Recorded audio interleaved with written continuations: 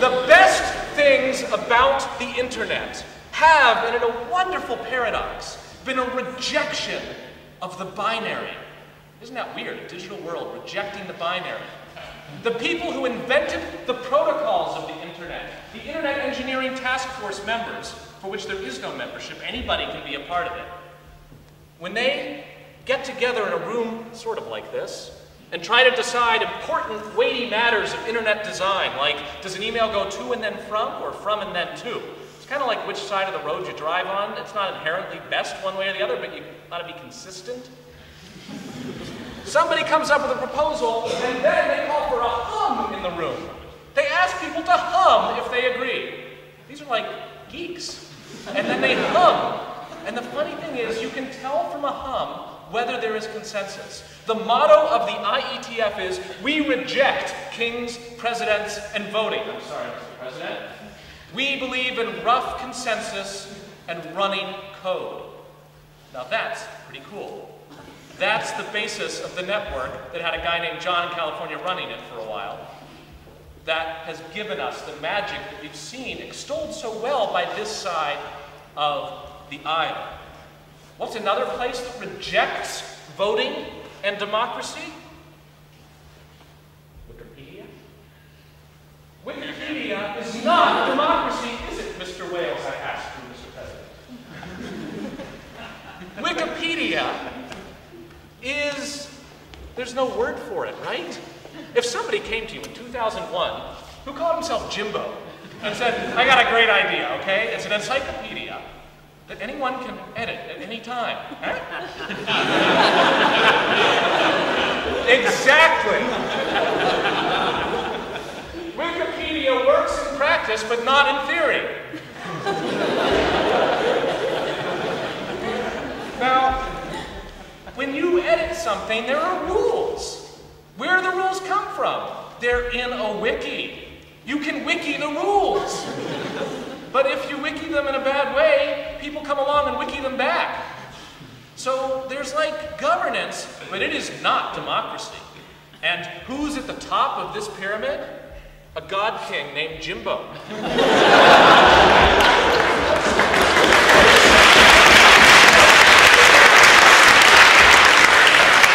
know, if you're a really hardcore Wikipedian, you have a little homepage for yourself in the user pages. And there's an opportunity to identify, it's kind of like Facebook groups, but much cooler.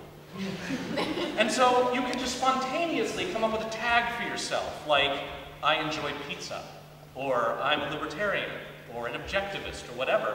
So somebody actually came along, came up with a tag to indicate that he identified strongly with the protagonist of Lolita. This created some consternation within a Wikipedia community that is scrutinized so carefully. You think the Daily Mirror cares about you rolling in the mud? Just one hiccup on Wikipedia, and they are all over this guy. So the question came up in the community. The administrators were like, should we allow such a tag? And some people said, yes, you could do a debate all evening on whether you allow such a tag. How did the debate end? Not with a vote. Not even with a sense of consensus. Jimbo came in and said, you guys are all crazy. Of course you can't have the tag. And that was it. The tag's gone. Wikipedia is not a democracy. But the thing that saves it from any sense of tyranny, aside from the fact that Jimbo is utterly benevolent and can never do anything wrong,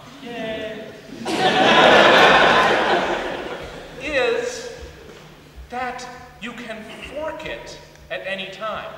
Fork, I said.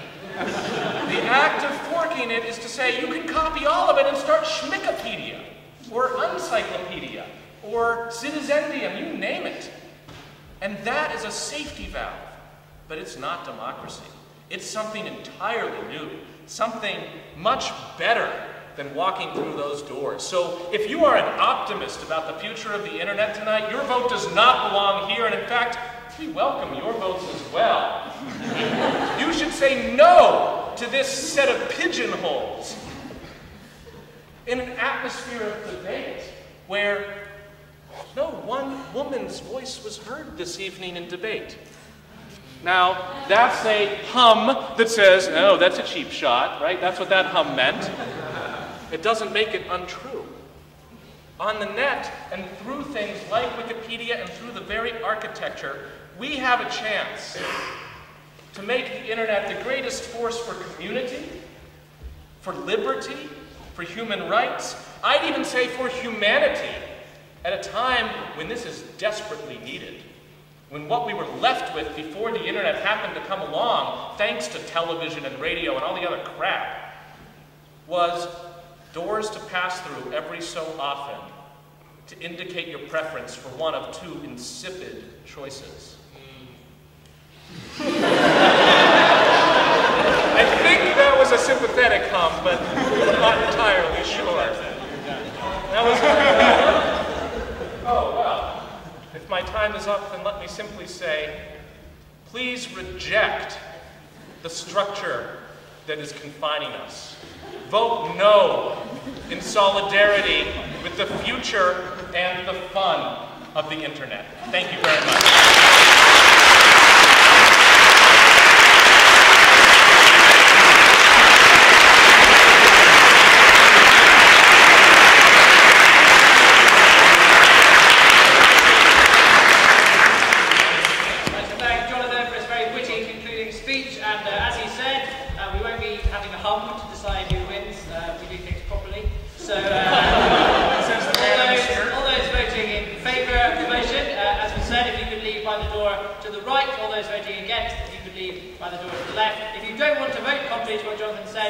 Just raise your hands in the air and say abstain or Liberal Democrat. So